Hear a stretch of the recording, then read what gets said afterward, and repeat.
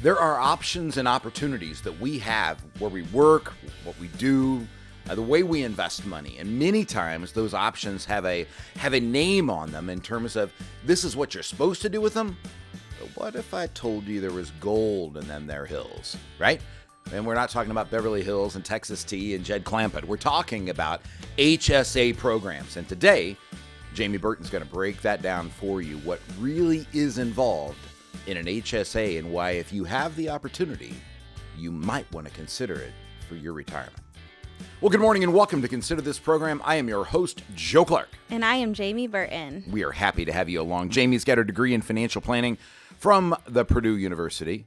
You know, I've never heard this until Grant, actually, another one of your peers and graduates from Purdue, started saying the boiler up, hammer down. I missed the hammer down theme. So I'm assuming that's not been around for a long time, but it was. There were all sorts of signs at the university end as we were at Purdue last weekend for a church retreat. So anyhow, we're talking about HSAs, and so I'm going to pretend like I know nothing. And in all fairness, you need to understand how our firm works. I very, very much believe in teamwork and in partnerships. Yes, I'm a certified financial planner. Yes, I'm a Purdue professor. Yes, I've taught financial planning for 7 years. But new things come around. I'm not even sure HSAs were. I started teaching at Purdue in 2008, and I'm not sure HSAs had been around for more than 3 or 4 years, maybe not even that long then. So there's a lot for us all to learn and to contemplate. Jamie's going to give us some of those things. So let's start here, Jamie. What in the world is an HSA? So an HSA stands for a health savings account.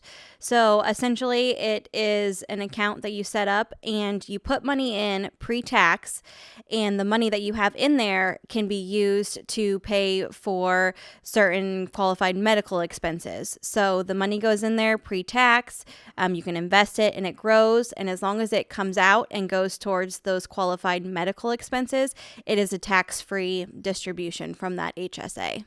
Now, I get a lot of grief, including from me, because you're going to explain why I've got the last 3 or 4 years worth of my HSA money saved up and not touched. And it's not because I didn't have the flu or I didn't have COVID, so God took good care of us there. But it's not because I didn't have the flu or other medical cost, right? But you're going to have to explain why I didn't pull money out of the HSA. But I will have a lot of people, me included, who will tell you the investment options are not all that great. Mm-hmm. Yeah, it's limited investment options based on where you have your HSA set up. That really determines what you can invest your money in. But even though it's not great investment options, it is such a great tool for your future, because that money can be used for different things when you get to retirement and you have those growing medical expenses that you don't really have when you are younger and starting to save into this HSA. So what we see is that there are limits that you can contribute to your HSA, and it's limited who can contribute to an HSA. So somebody can contribute to an HSA if they have what is considered a high deductible health plan. So if you have a high deductible health insurance plan, then you are eligible to open up an HSA. In 2021, the contribution limit to an HSA is $1,400 for an individual, that's not right. It's $3,650 for an individual, or $7,300 for a family. So I was very worried that I overfunded my HSA there all of a sudden. Okay. No, that was wrong. and so here's part of the problems, guys. Those numbers change every year. Yes, right. They do. And so you've always got to pay attention to those. We have a chart that we print off in the office for people, you know, for 401k contributions, IRA contributions, HSA contributions. It's easy to get confused. Mm-hmm. Yes. And another big caveat to the NHSA, another big rule, is that you have to be under the age of 65 to contribute. So that's why it's so beneficial to be saving into your HSA today before you turn the age 65, and then not touch that money and let it continue to grow on through retirement. Because once you hit that age 65, you can no longer put money in there.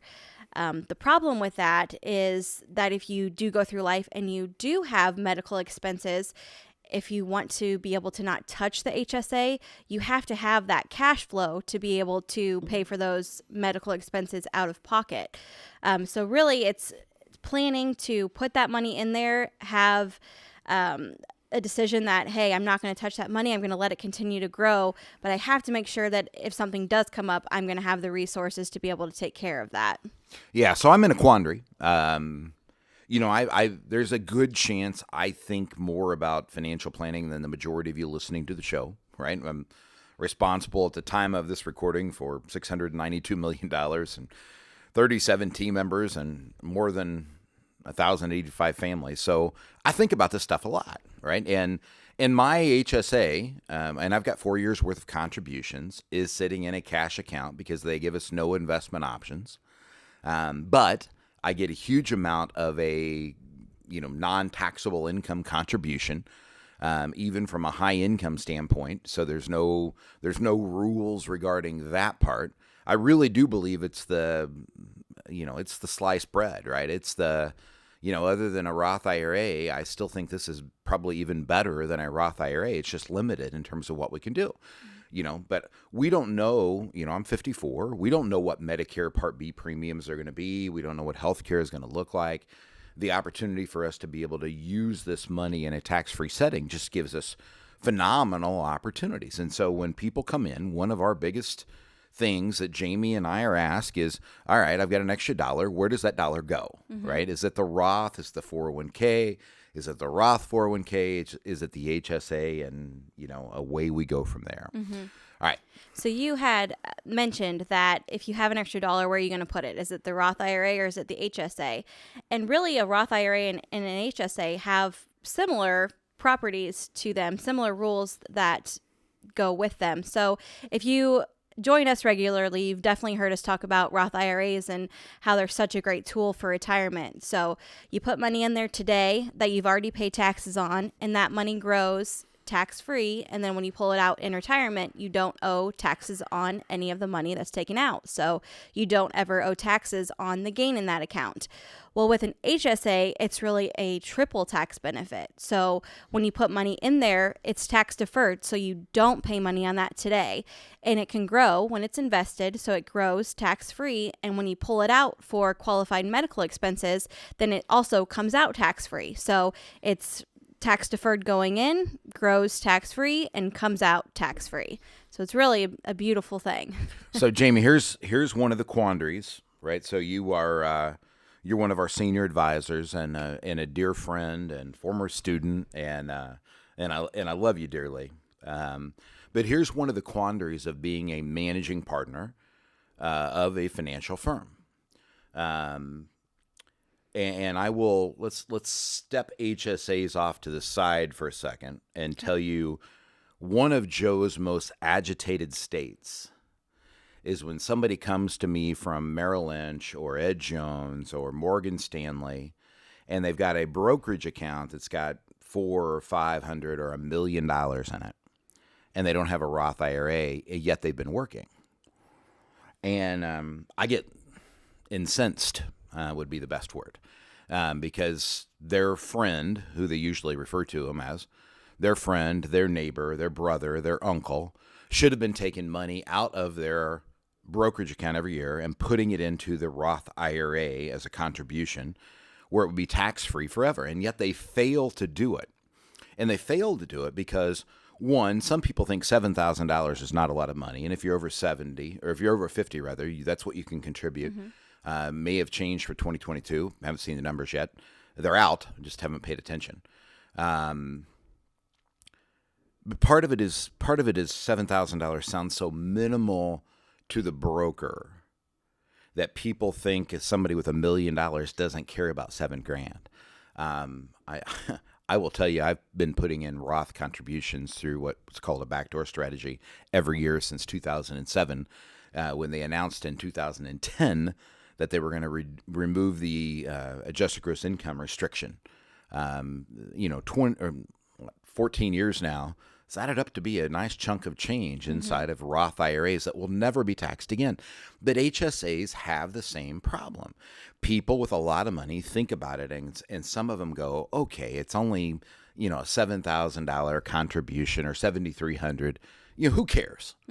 Well, dadgummit, it adds up to be a lot of money. And if you don't have somebody who's helping you plan for your financial future, that's willing to count pennies, nickels, and dimes, and not just quarters and 50-cent pieces, you probably have the wrong person. And you know what?